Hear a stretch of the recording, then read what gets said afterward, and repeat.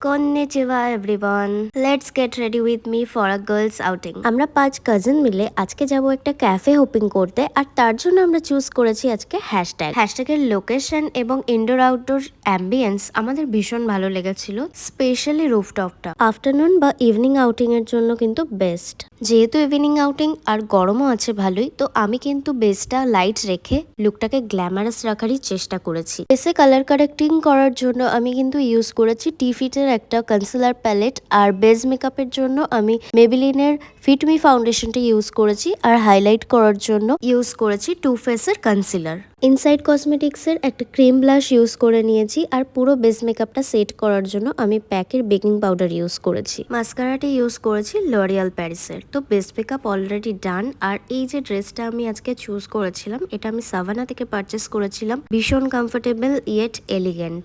জুয়েলারিটা আমি সবকিছুই গোল্ডেনের উপর রাখার চেষ্টা করেছিলাম, আর লিপ কম্বোর জন্য আমি ইউজ করেছিলাম কালার বারের একটা লিপ লাইনার, আর স্টেজ 929 এর একটা লিপ ক্রেয়ন। আর লাস্টলি হেয়ার স্টাইলিং এর পালা। আমি ফার্স্টেই মিনিমালিস্টের একটা সিরাম ইউজ করে নিয়েছি, যেটা কিন্তু ফ্রিজ কন্ট্রোলের জন্য। আর আমি হেয়ার স্টাইলিং এ এতই কাঁচা যে আমি বুঝতেই পারি না যে চুলটাকে লাস্টে কি করব। লাস্টলি অল ওভার লুকটা কেমন লাগলো জানিও, আর এরকম ভিডিও আরো দেখতে হলে অবশ্যই ফলো আর সাবস্ক্রাইব করে দিও। বাই।